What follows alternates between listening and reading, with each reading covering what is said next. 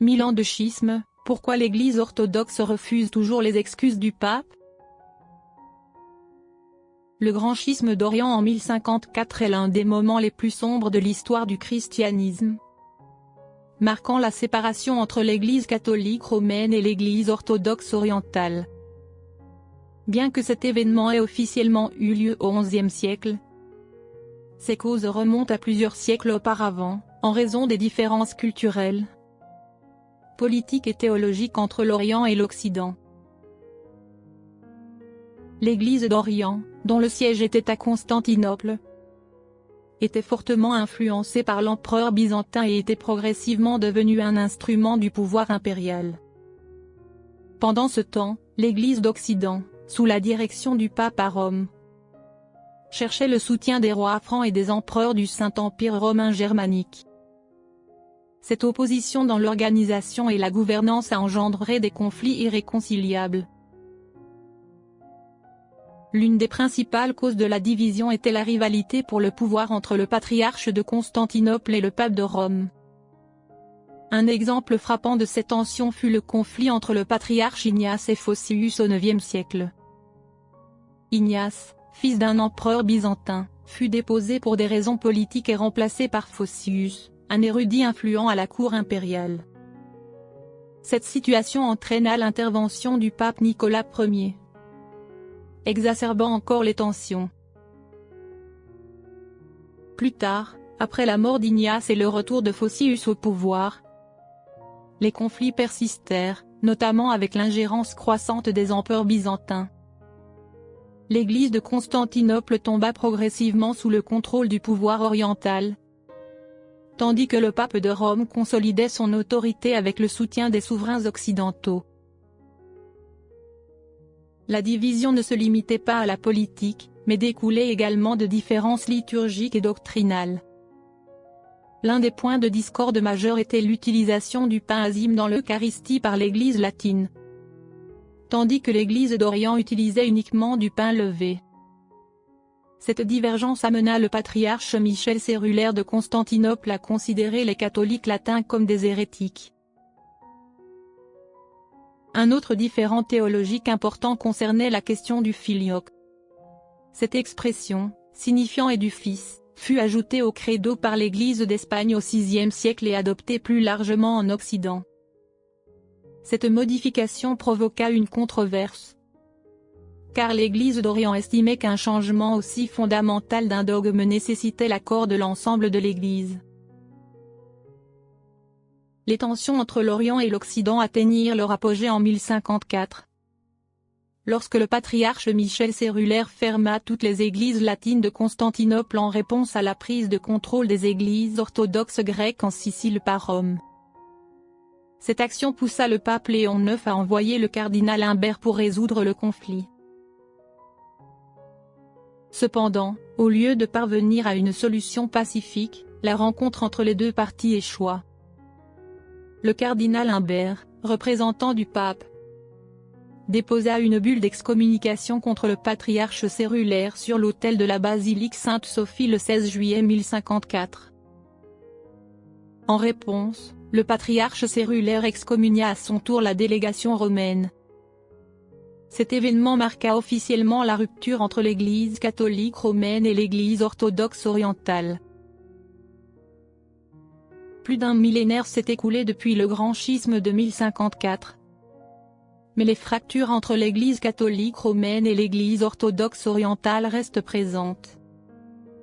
Bien que les tensions ne soient plus aussi vives qu'autrefois, les différences théologiques, doctrinales et ecclésiologiques continuent d'entraver toute tentative de réunification. Aujourd'hui, l'Église catholique romaine maintient que le pape est le successeur direct de Saint Pierre et détient une primauté universelle sur l'ensemble de l'Église. En revanche, l'Église orthodoxe orientale rejette cette idée et met en avant un modèle de gouvernance collégiale entre les patriarches, chaque Église orthodoxe nationale jouissant d'une relative autonomie. Sur le plan théologique, la principale divergence reste la question du filioque, une expression ajoutée par l'Église catholique au credo pour affirmer que le Saint-Esprit procède du Père et du Fils.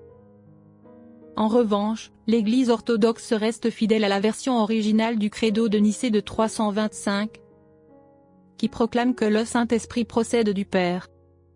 Bien que cette différence puisse sembler minime sur le plan lexical, elle reflète en réalité deux compréhensions distinctes de la Sainte Trinité, qui est l'un des fondements essentiels du christianisme. Sur le plan liturgique, l'Église catholique suit les rites de la tradition latine, tandis que l'Église orthodoxe maintient la liturgie byzantine avec des cérémonies solennelles, enrichies de nombreux symboles et images sacrées.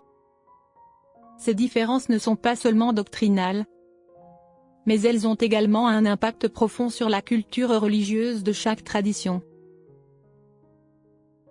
Bien que la séparation perdure, de nombreux efforts ont été entrepris ces derniers siècles, en particulier depuis le XXe siècle, pour rétablir le dialogue entre les deux églises.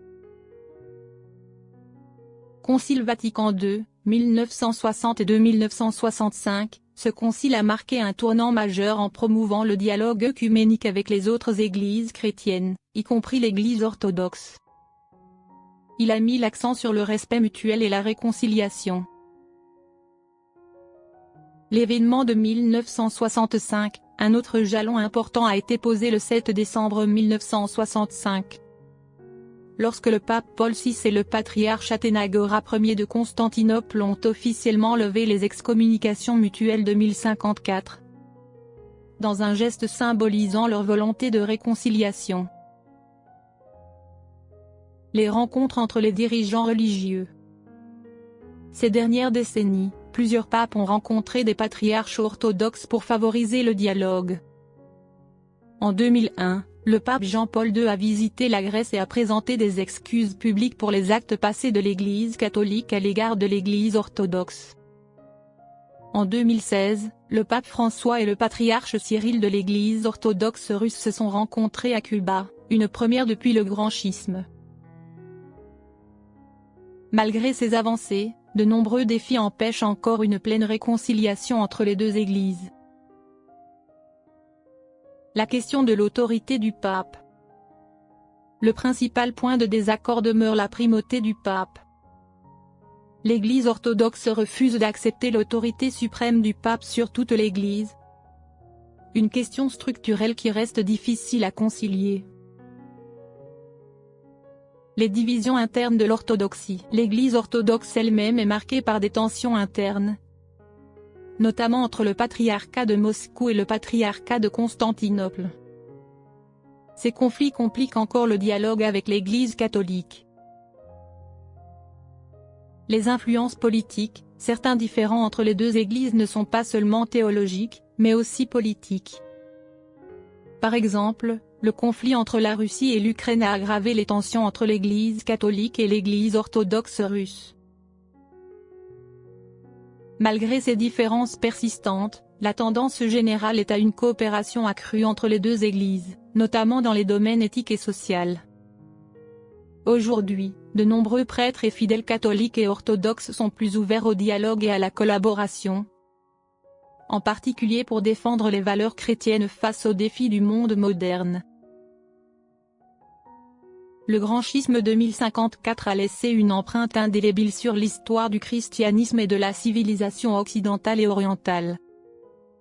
Les causes de cette rupture, conflits politiques, rivalités d'autorité et divergences théologiques, continuent d'influencer les relations entre l'Église catholique romaine et l'Église orthodoxe orientale. Bien que des avancées significatives aient été réalisées depuis le Concile Vatican II, une réunification complète reste un défi de taille. Les différences structurelles, doctrinales et liturgiques représentent encore des obstacles importants. À l'avenir, même si une union totale peut sembler lointaine, les efforts constants pour renforcer la communion fraternelle et l'entente mutuelle constitueront la base d'une réconciliation progressive.